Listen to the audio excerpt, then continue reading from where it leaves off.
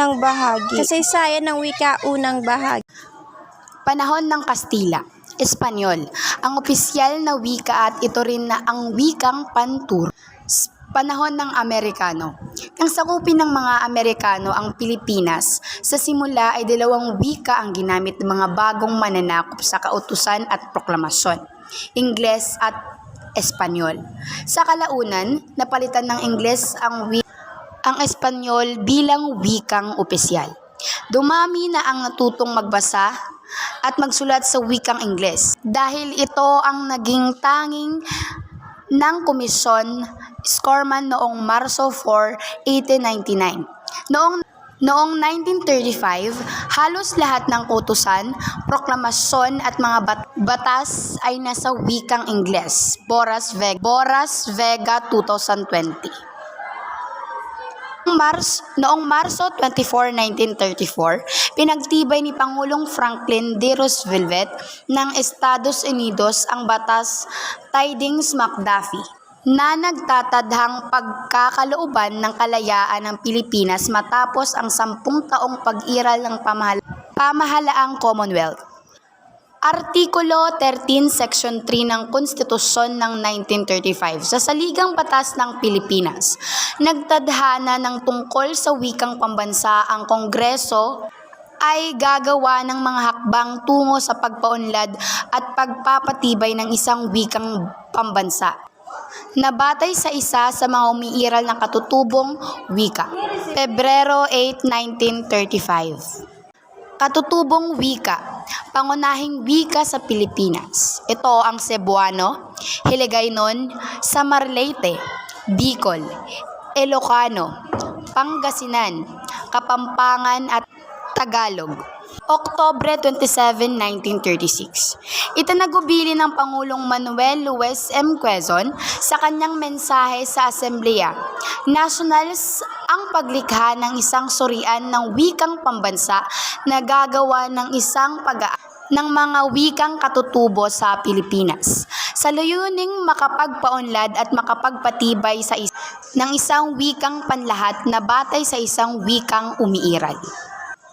Nobyembre 13, 1936. Pinagtibay ng batasang pambansa ang Batas Commonwealth bilang 184 na lumilikha ng isang surian ng wikang pambansa at itinakda ang mga kapangyarihan at tungkulin niyon. Tungkulin ng SWP. Number 1. Pag-aaral ng mga pangunahing wika na ginagamit na may kalahating milyong Pilipino man lamang. Pangalawa, paggawa ng paghahambing at pag-aaral ng talasalitaan ng mga pangunahing dialekto. Pangatlo, pagsusuri at pagtiyak sa fonetika at ortografiyang Pilipino. Enero 12, 1937. Hinirang ng Pangulong Manuel Quezon ang mga kagawad na bubuo ng surian ng wikang pambansa.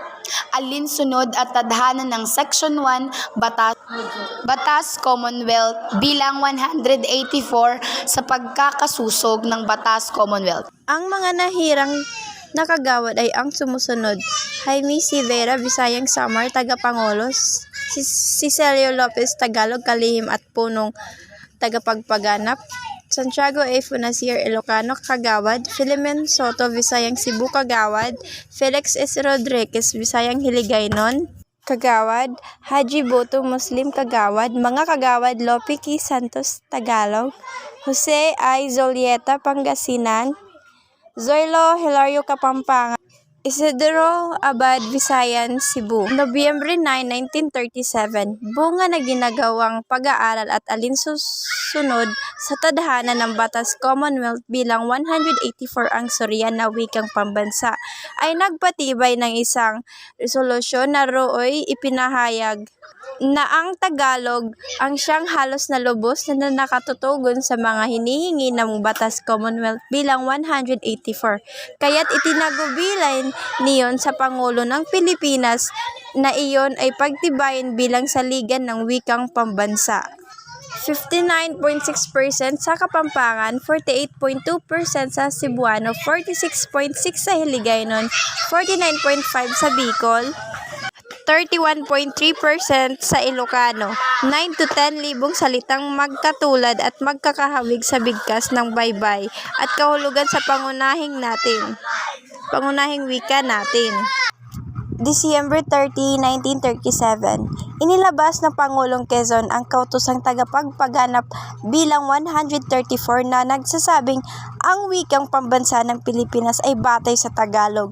Tagalog ang ginawang saligan ng wikang pambansa sa dahilang ito'y nahahawig sa maraming wikain sa bansa. Ang Tagalog sa mga di-Tagalog dahil kahawig ito ng lahat ng wikang Pilipino sa ganitong ayon.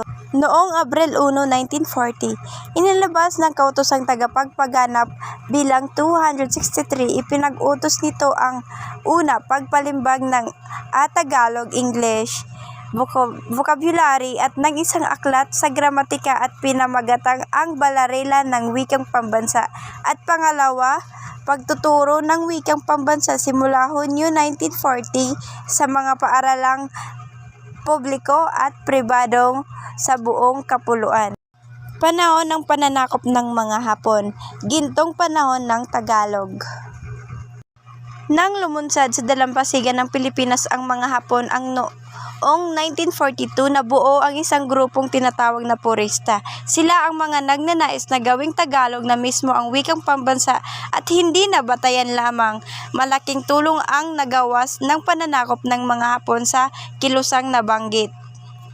Ayon kay Professor Leopoldo Yabes, ang pangasiwang Hapon ang nag-uutos na baguhin ang probensyon ng konstitusyon at gawaing Tagalog ang pambansang wika. Sa layunin ng mga Hapon na burahin sa mga Pilipino ang anumang kaisipang Amerikano at mawala ang impluwensya ng mga ito, Tagalog ang kanilang itinataguyod. Nang lumunsad sa dalampasigan ng Pilipinas ang mga Hapon noong 1942, nabuo ang isang grupo na tinatawag na purista. Sila ang mga nagnanais na gawing Tagalog na mismo ang wikang pambansa at hindi na batayan lamang. Malaking tulong ang nagawa ng mga Hapon sa kilusang nabanggit sa panahon ng pagsasarili. Hunyo 7, 1940, pinagtibay ang Batas Commonwealth bilang 570 na nagtatakdang wikang opisyal na ang pambansang wika, Tagalog, simula Hulyo 4, 1940. Nang matapos ang digmaan, ilang taon ding hindi napagtuunan ng panahon ang pagpapalaganap sa wikang pambansa hanggang sa mailuklok bilang Pangulo ng Bansa si Ramon Magsaysay.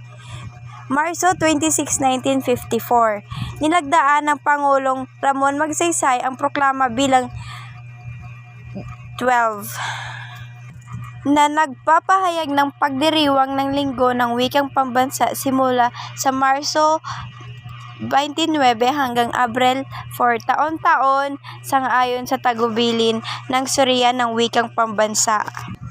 Nagpapapaloob sa panahong saklaw ng pagdiriwang ang araw ni Balagtas, Abril 2, Setyembre 23, 1955. Nilagdaan ng Pangulong Ramon Magsaysay ang proklama bilang 186, nagsusog ng proklama bilang 12 Serye 1954 na sa pamamagitan nito lipat ang panahon ng pagdiriwang ng Linggo ng Wikang Pambansa taon-taon simula Agosto 13 hanggang 19 bilang paggunita sa kaarawan ni Manuel L. Quezon, Agosto 19, na kinikilala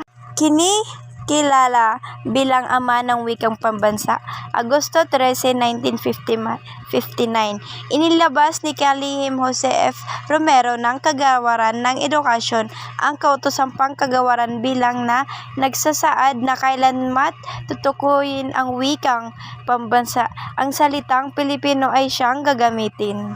Oktubre 1967, naglagda ang Pangulong Marcos ng isang kautosang tagapagpaganap bilang 96 na nagtatadhanang ang lahat ng gusali, depisyo at tanggapan ng pamahalaan ay nga na sa Filipino.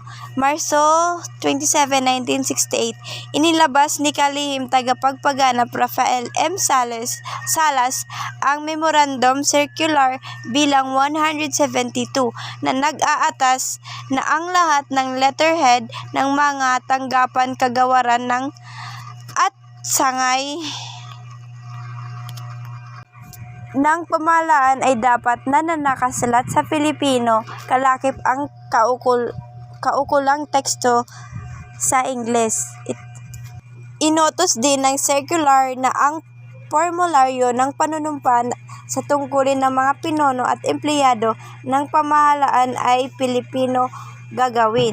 Hulyo 21, 1978, nilagdaan ng Ministro ng Edukasyon at Kultura Juan L. Manuel ang kautosang pagmiministri bilang 22 na nag-uutos na isama ang Pilipino sa lahat ng kurikulum ng pandalubhasang antas magkaroon ng 6 na unit ng Pilipino sa lahat ng kurso maliban sa kursong pang-edukasyon na dapat kumuha ng 12 unit. Sa kalasukuyang panahon, Pebrero 2, 1987, pinagtibay ng bagong konstitusyon ng Pilipinas, Artikulo XIV, Section 6 and 7, nagsasaad ang mga sumusunod. Section 6, ang wikang pambansa ng Pilipinas ay Filipino, samantalang nililinang ito ay dapat payabungin at pagyamanin pasalig sa umiiral na wika sa Pilipinas at sa iba pang mga wika. Section 7, ukol sa mga layunin ng komunikasyon, ang mga wikang opisyal na Pilipinas ay Filipino at hanggat walang itinadhana ng batas Ingles. 1987, pinalabas ng kalihim Lourdes Arquisombing ng Departamento Edukasyon, Kultura at Palakasan ng Kautusan bilang 52 na nag-uutos sa paggamit ng Filipino bilang wikang panturo sa lahat ng antas sa mga paaralan, kaalinsabay ng Ingles na nakatakda sa patakarang edukasyong bilinggual.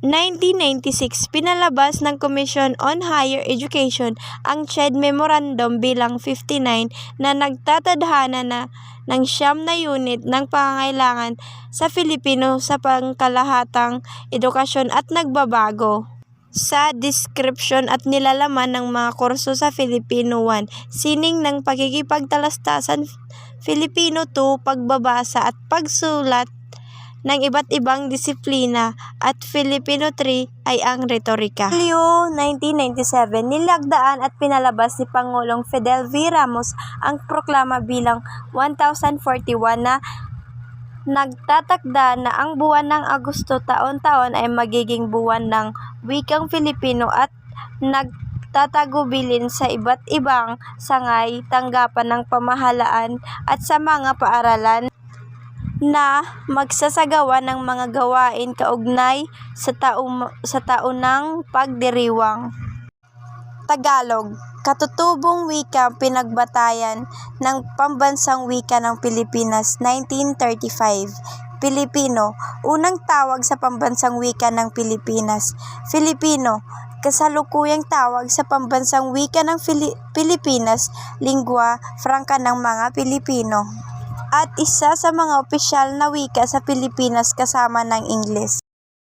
Kasaysayan ng wika, ikalawang bahagi. Ang anyong kapuluan ng Pilipinas ang sinasabing sanhi kung bakit napakaraming wika at wikain sa bansa. Bagamat may pagkakaiba ang mga wika, malaki ang pagkakahawig nito sa isa't isa sa bunga ng pagkakabilang ng iisang pamilya ng wika. Ang wikang Austronesian matatagpuan mula sa Formosa sa hilaga hanggang sa New Zealand sa timog, mula sa Eastern Island sa silangan hanggang sa Madagascar. Sa kanluran, ang wikang Austronesia, Tagalog na siyang batayan ang wikang pambansa ayon sa pag-aaral na ginawa noong 1934 ni Otto Dempwolff, ay kabilang sa Indonesian subgroup ng Austronesian. Naging maliwanag ang landas sa hangaring ito magkaroon ng kapulungang pansaligang batas. Sa hangaring ito, nang magkaroon ng kapulungang pansaligang batas noong 1934. Hulyo 10, 1934, binuo ang kapulungang pansaligang batas bilang paghahanda sa itatag na malasariling pamahalaan Commonwealth. Ang kapulungang ito ang umugit sa saligang batas ng 1935 sa Artikulo 14, Section 3 ng saligang batas na ito. Inatasan ang pambansang asembleya na magsagawa ng kaukulang hakbang sa paglinang ng isang wikang pambansa na ibabatay sa umiiral na wika sa Pilipinas. Ang Pangulo ng Commonwealth noon na si Manuel L. Quezon ang naging masugid na tagapagtaguyod ng magkaroon ng isang wikang pambansa. Noong Nobyembre 13, 1936, pinagtibay ng Pambansang Asembleya ang batas ng Commonwealth bilang 184 na nagtatag ng suriyan ng wikang bansa SWP. Ang tanggapang ito ang magsasagawa ng pag-aaral hinggil sa pagpili ng wikang pambansa. Ginamit na batayan sa pagpili ang wikang maunlad sa kayarian, mekanismo, literature at ginagamit ng nakararaming Pilipino. Hinirang ni Pangulong Manuel L. Quezon ang unang mga kagawad ng tanggapang ito matapos maisagawa ng SWP ang iniaatas na batas. Ipinahayag ni Pangulong Manuel L. Quezon noong Disyembre 30, 1937 ang kautosang tagapagpaganap bilang 134 na nagtatakda sa Tagalog bilang batayan ng wikang pambansa. Maraming patunay na nabibilang sa Austronesian ang mga wika sa Pilipinas. Ilan dito ang paggamit ng panghalip na panaw tulad na tayo at kami. Mga malapanghalip o pronominal system tulad ng ito, nito at dito. Sistemang verbal na may focus at aspekto.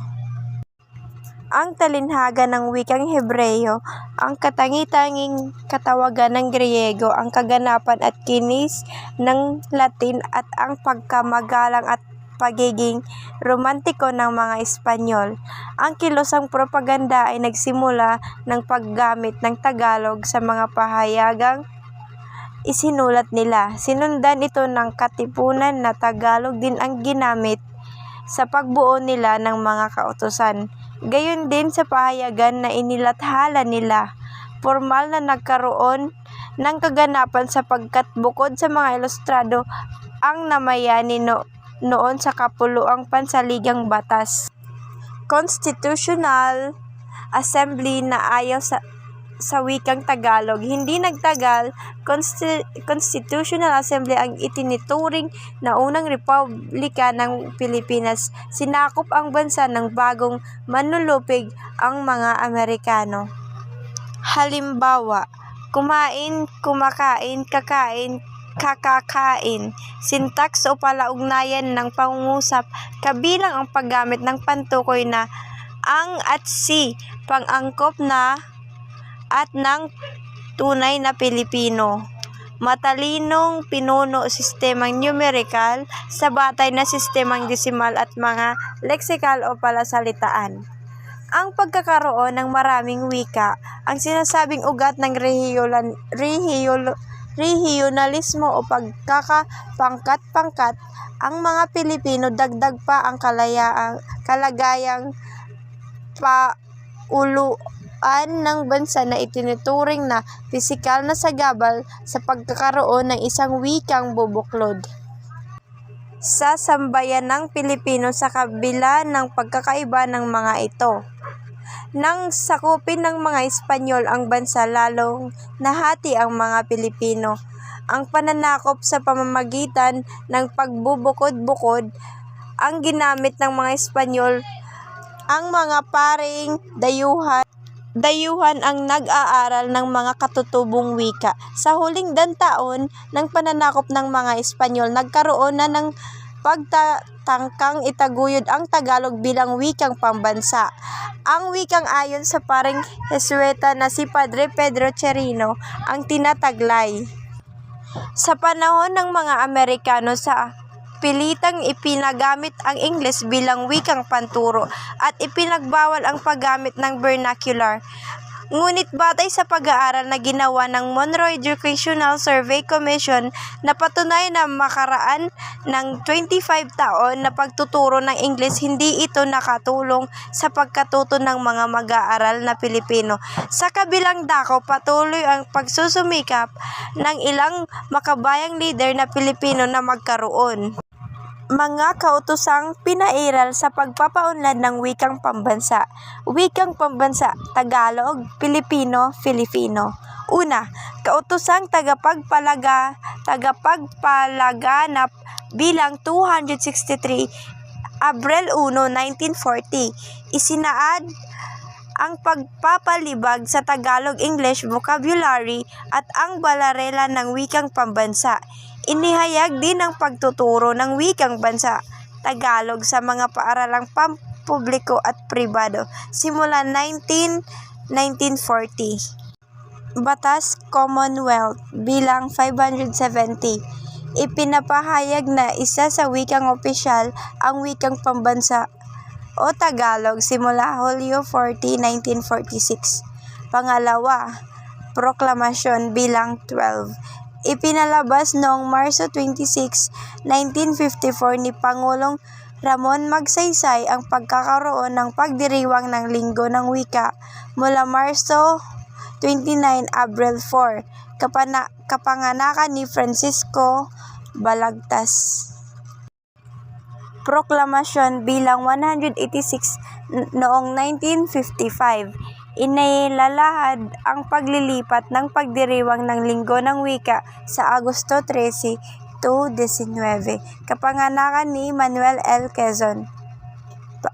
Panglima, kautosang pangkagawaran bilang 7.